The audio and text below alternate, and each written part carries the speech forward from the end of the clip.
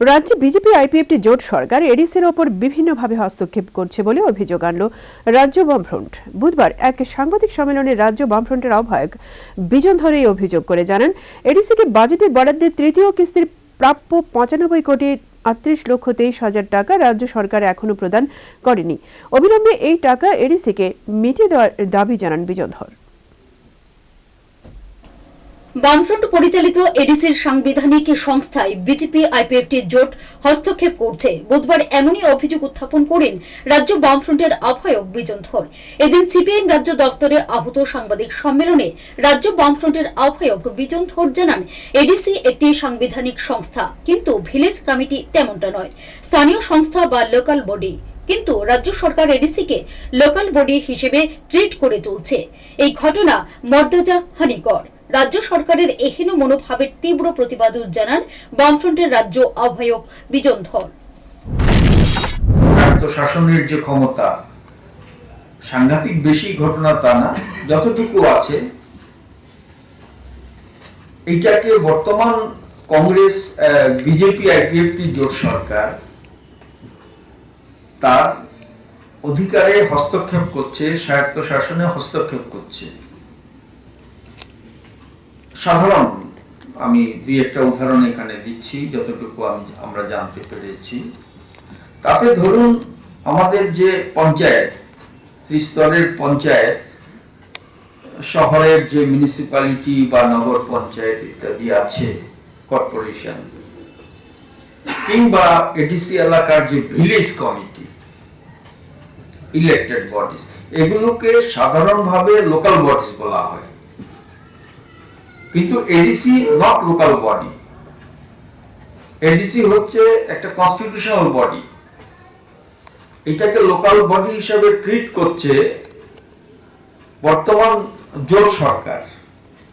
তার সাংবাদিক সম্মেলনে উত্থাপিত অভিযোগের উদাহরণ টেনে রাজ্য বামফ্রন্ট আহ্বায়ক জানান, এডিসিতে ২০১৮ সালের নভেম্বর-ডিসেম্বর মাসে কর্মচারীদের বেতন বাবদ কোনো টাকা রাজ্য সরকার দেয়নি। সরকার শুধু একটি চিঠি দিয়ে এডিসি প্রশাসনকে জানিয়ে দিল এডিসির রিজার্ভ ফান্ড থেকে টাকা নিয়ে কর্মচারীদের বেতন প্রদান করতে, পরে সেই টাকা সরকার দিয়ে দেবে। সেই মতো এডিসি নভেম্বর-ডিসেম্বর মাসের এডিসির বেতন বাবদ ৩৪,৫৮,৬২,০০০ টাকা রিজার্ভ ফান্ড থেকে এনে কর্মচারীদের বেতন প্রদান করে চলতি বছরের জানুয়ারির ৭ তারিখ পর্যন্ত সরকার সেই টাকা এডিসিকে প্রদান করেনি। শ্রী ধর আরও জানান, সপ্তম বেতন কমিশন অনুসারে রাজ্য সরকারের কর্মচারীদের মতো এডিসির কর্মচারীদেরও বেতন বৃদ্ধি পাওয়ার কথা। সেই হিসেবে অক্টোবর থেকে ২০১৯ সালের মার্চ মাস পর্যন্ত এই ৬ মাসে ২৫,৩৭,৯৪,০০০ টাকা এডিসি রাজ্য সরকার থেকে প্রাপ্য। বিজন ধর আরও জানান, হিসেব করে দেখা গেছে রাজ্য সরকারের বাজেট বরাদ্দ অনুসারে তৃতীয় কিস্তির মোট ৯৫,৩৮,২৩,০০০ টাকা এডিসি এখনো পায়নি। এই পাওনা টাকা এডিসিকে অবিলম্বে প্রদান করার জন্য তিনি দাবি জানান। আমি ফোর্থ কোয়ার্টারের টাকা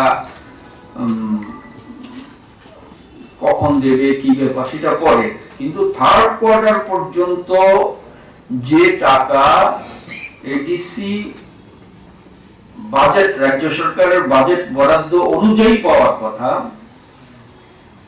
তাতে ৯৫,৩৮,২৩,০০০ টাকা পাওনা। এমনিতেই এডিসির বরাদ্দ কম, তারপরেও যা পাওয়ার কথা এটা ওরা দিচ্ছে না সরকার। দিল্লি থেকে বারবার আমাদের মুখ্যমন্ত্রী সহ মন্ত্রী লোকরা ফিরে আসছেন, বলছেন যে টাকা আসছে। তাতে গিয়ে এটা আমরা দাবি করছি ত্রিপুরা বামফ্রন্ট কমিটির তরফ থেকে, অবিলম্বে থার্ড কোয়ার্টারের টাকা দিয়ে দিতে হবে এবং অতিরিক্ত বাদ দিলাম যা পাওয়ার কথা সেটাও পায়নি, আর ফোর্থ কোয়ার্টারের টাকা যথাসময়ে দেওয়ার ব্যবস্থা করতে হবে। এদিন সাংবাদিক সম্মেলনে রাজ্য বামফ্রন্টের আহ্বায়ক বিজন ধর আরও জানান, রাজ্য সরকার এডিসির সাথে কথা না বলে এডিসির কর্মচারীদের বদলি করা শুরু করেছে। এই ঘটনাকে পিক অ্যান্ড জুম পলিসি বলে আখ্যায়িত করে শ্রী ধর জানান, সরকার এমনটা করতে পারে না। এডিসি এলাকাধীন ডিএসির চেয়ারম্যান নিয়োগ করছে রাজ্য সরকার, যারা সংশ্লিষ্ট এডিসি এলাকার বাসিন্দা বা কোনো নির্বাচিত জনপ্রতিনিধিও নন। এডিসি এলাকায় ত্রিস্তরীয় পঞ্চায়েত পরিকাঠামো পরিবর্ধন করার জন্য রাজ্য সরকারের কাছে দাবি জানিয়েছেন বিজন ধর।